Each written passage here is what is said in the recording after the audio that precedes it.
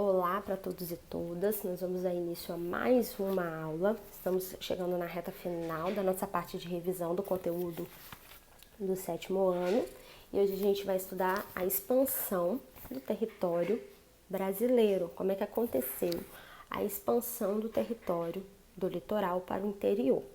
Quando a gente pega o Tratado de Tordesilhas, lá em 1494, o Brasil tinha menos da metade do território que é hoje. Como que aconteceu a expansão desse território? Por que esse território ele cresceu tanto? Saiu de um pedacinho e ocupou quase todo o continente sul-americano. O nosso país é considerado um país continental, porque a extensão territorial que nós temos hoje é quase do tamanho todo da parte sul do continente da América. Como que aconteceu essa expansão? É o que a gente vai estudar, certo?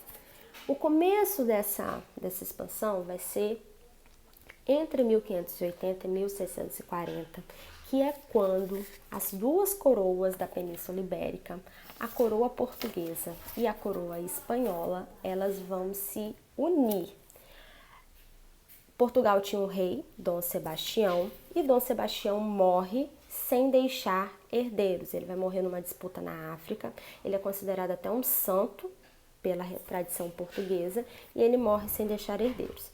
Com isso, os parentes mais próximos de Dom Sebastião eram os reis da Espanha. E aí, o reino da Espanha vai juntar o reino de Portugal aos seus territórios e vai surgir, então, o que a gente chama de Península Ibérica. E nesse período vai acontecer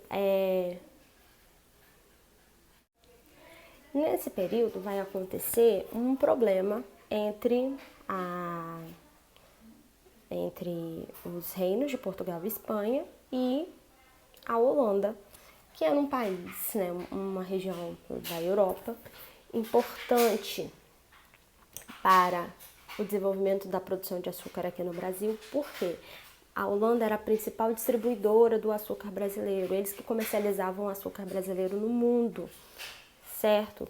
Os holandeses, eles estavam passando pelo problema da Guerra de Independência, e aí eles vão ser proibidos pelo governo da Espanha, porque a Espanha tinha problemas com ele, de comercializar. E como a terra do Brasil pertencia a Portugal e Portugal estava sob o domínio da Espanha, os holandeses não podiam mais comercializar esse açúcar. Então, o que esses holandeses vão fazer? Eles vão invadir regiões produtoras de açúcar no Brasil e começar o que a gente vai chamar dessa invasão holandesa aqui no Brasil. Primeiro em Salvador, depois eles vão para Recife e vão ter conflitos para poder expulsar esses holandeses. A gente chama de restauração portuguesa. Lá em Pernambuco vai ter a insurreição pernambucana, além dos proprietários do grupo ligado aos portugueses, vão ter escravos africanos, indígenas, que vão se unir a esse povo para poder expulsar os holandeses. Tem as batalhas épicas. Você vai lá a Recife, eles te explicam e te mostram os lugares e tudo mais onde aconteceram esses eventos. Portugal, então, volta a ter controle, ainda que sob domínio da Espanha por um período. Depois, um outro herdeiro português assume, e aí eles conseguem essa separação. Vão criar as companhias para controlar o território. Conselho Ultramarino, Companhia Central do Comércio do Brasil e a Companhia do Comércio do Estado do Maranhão, que era para poder controlar o território brasileiro, melhorar o controle da produção de açúcar, já que alguns ficaram aliados dos portugueses, mas muitos ficaram aliados dos holandeses.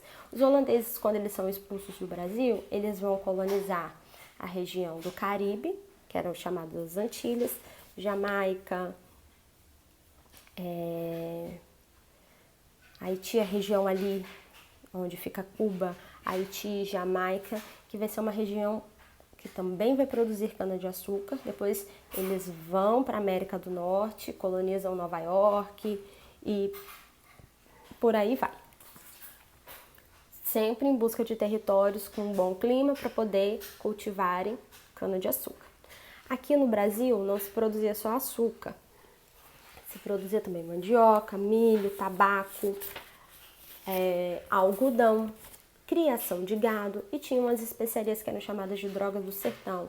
O tabaco, por exemplo, é uma criação, né, um produto brasileiro, aqui do continente.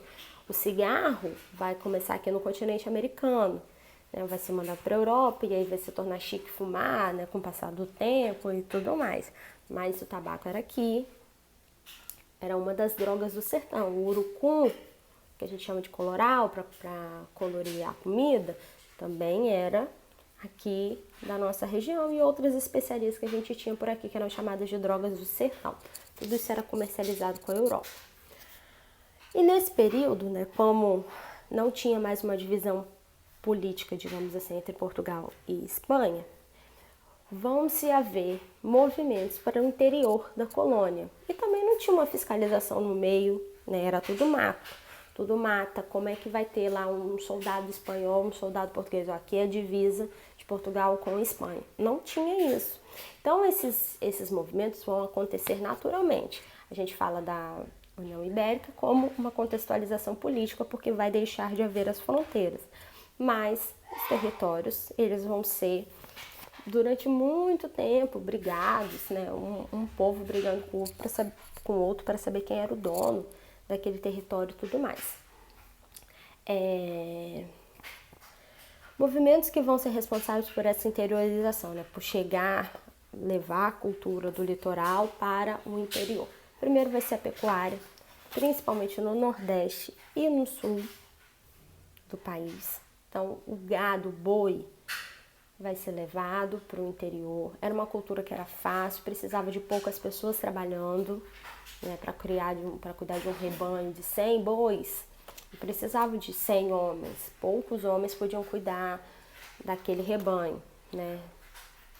E isso vai acontecer no Nordeste, vai ser uma das principais atividades econômicas para sustentar o Nordeste, e também vai acontecer no sul do país, lá na região do Rio Grande do Sul. Também vamos ter a forte presença dos jesuítas, que vão ser fundamentais para a interiorização do território brasileiro. Os padres jesuítas, eles vão ser a Companhia de Jesus, que eram os padres jesuítas. Essa companhia vai ser fundada lá em 1535, né, a Companhia de Jesus, e era um mecanismo da Inquisição por conta da Contra-Reforma Católica. Vai ter a Contra-Reforma lá por causa da Reforma Protestante, e eles vão criar a Companhia de Jesus. Qual era a missão dos padres jesuítas?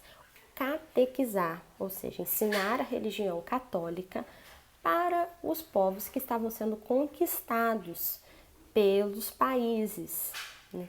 Principalmente por Espanha e Portugal. Os jesuítas vão ter grande abertura e participação entre o governo da Espanha e o governo de Portugal. É por isso que eles vêm para o Brasil e vão para territórios da colônia espanhola, certo? Eles vão vir para ajudar na administração e para cuidar dessa população indígena. Os indígenas, eles eram violentos nesse período, é lógico. Você mora ali a vida inteira, é o seu território. De repente vem um povo de fora, do oceano, que você nunca viu na vida, e toma aquele território de você.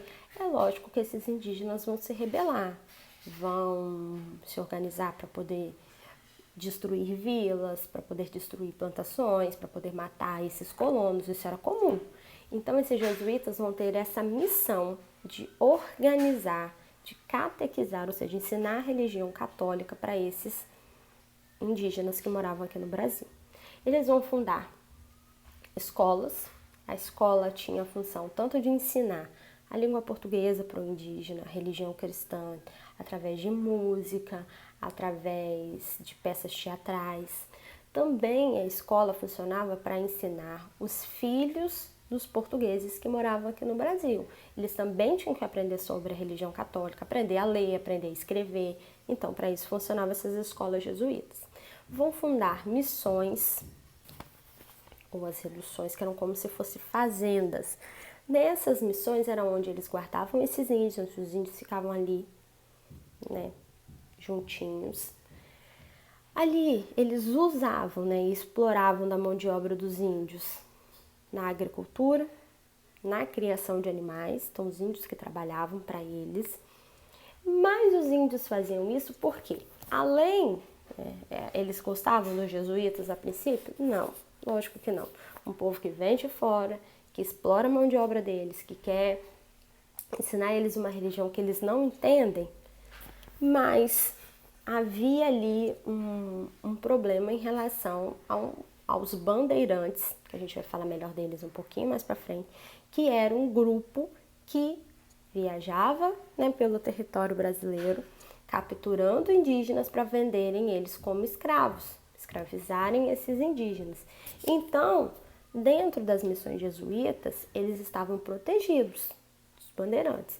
Muitos iam para as missões para se proteger desses bandeirantes. Os jesuítas, eles são acusados, né, no mundo inteiro de terem abusado de poder.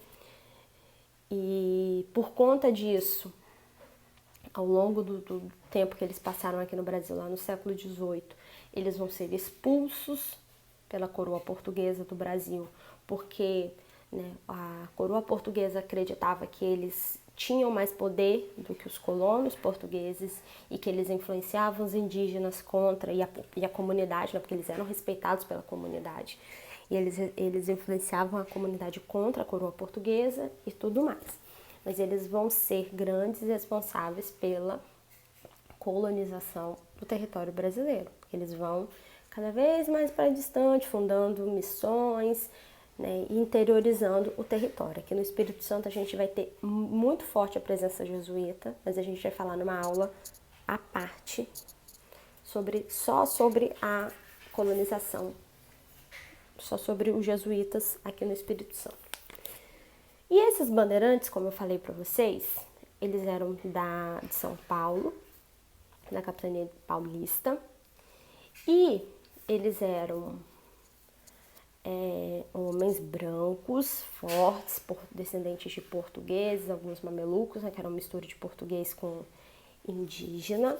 Eles vão, né, a capitania de São Paulo não vai ter um grande desenvolvimento agrícola como no Nordeste, e aí eles vão arrumar uma outra maneira de conseguir ganhar a vida, que era capturando esses povos indígenas para venderem eles como escravos, escravizarem os indígenas, tornar esses indígenas cativos. Então eles vão começar a viajar pelo país, né, não existia país ainda, pela colônia, em busca de indígenas para serem vendidos. Como eu falei para vocês na aula passada, o cativo africano ele era mais valioso, mas nem todo fazendeiro tinha dinheiro para comprar um cativo da África. Muitos usavam os cativos indígenas. Então, os indígenas foram escravizados por muito tempo, até que a coroa portuguesa proibiu a escravização desses indígenas.